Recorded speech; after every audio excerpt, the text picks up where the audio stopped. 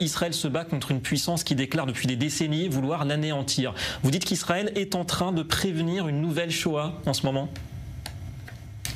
Bah oui, c'est évident. Et tous les Israéliens, en tous les cas les Juifs israéliens, j'ai vu un sondage où 82% des Juifs en Israël étaient favorables à l'opération et 65% des Arabes israéliens y étaient opposés.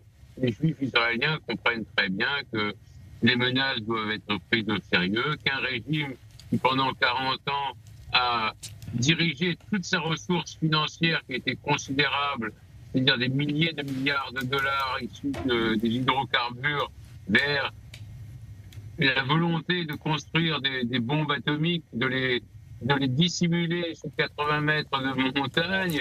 Bon, comme dit Trump, avec beaucoup de sens commun qui le caractérise, they have bad intentions. C'est l'évidence. Et c'est l'évidence aussi, ils l'ont dit eux-mêmes, que s'ils avaient une bombe atomique, ils l'enverraient sur Israël. Une bombe atomique sur Israël, c'est la fin. Et que tandis que 3 ou 4 bombes atomiques sur l'Iran, qui est 80 fois plus vaste qu'Israël, bah, ça restera une péripétie, puisqu'ils sont volontaires pour sacrifier des générations et des générations dans leur idéologie destructrice du peuple juif. Ils ne veulent pas avoir de peuple juif indépendant en Israël. Alors c'est vrai qu'en Israël, on comprend parfaitement cela, hein, c'est tout à fait clair depuis très longtemps d'ailleurs. Le Premier ministre le répète depuis longtemps. Le problème, c'est que ce n'est pas le cas en dehors du pays. Comment vous expliquez qu'il n'y a pas cette prise de conscience dans une grande partie quand même des opinions en Occident?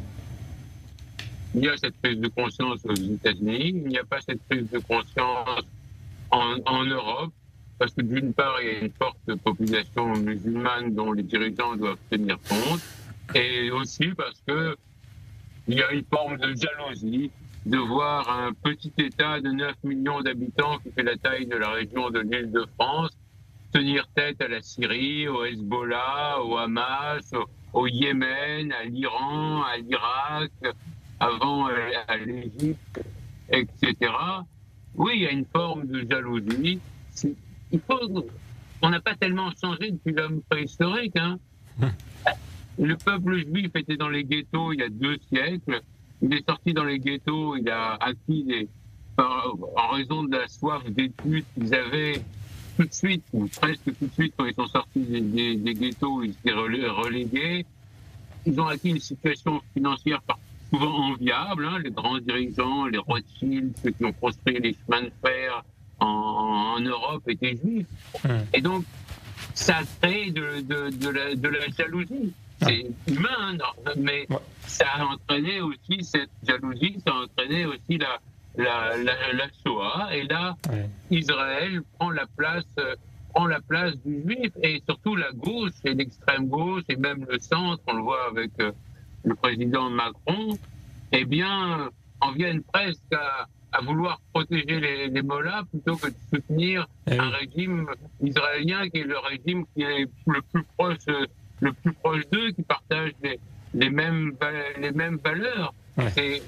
C'est la nature humaine. La nature humaine est comme ça, elle est faite de passion, c'est malheureux, mais heureusement, il y a le peuple juif, le peuple israélien est soudé, je crois, et il faut qu'il reste soudé, parce que quand il n'a pas été soudé au 1er siècle après Jésus-Christ, ça s'est mal terminé. Donc c'est vraiment important de rester soudé malgré parfois des différences politique, et de mener à terme cette opération qui est indispensable pour la survie d'Israël. Voilà, Israël, le juge des nations, rien de nouveau sous le soleil. On vous écoute très rapidement, Maître Classert, parce que malheureusement la connexion n'est pas très bonne, mais on est dans les parallèles historiques avec vous. Qu'est-ce que vous dites de l'attitude de la France, d'autres pays européens qui réclament un cessez-le-feu quand même, d'ores et déjà? On n'a toujours pas tiré les leçons du passé, il n'y a pas de compromis avec les entités génocidaires. Un mot rapide. C'est totalement ridicule de demander un cessez-le-feu, et c'est pour ça que le président Trump s'est énervé contre Emmanuel Macron. Le président Trump, comme Netanyahou, veulent se débarrasser de la menace iranienne. Et Emmanuel Macron, comme un cheveu sur la soupe, arrive et dit cessez-le-feu. Mais si elle cessait le feu, la situation n'est pas réglée. Voilà, effectivement, ça peut être rebelote dans quelques temps.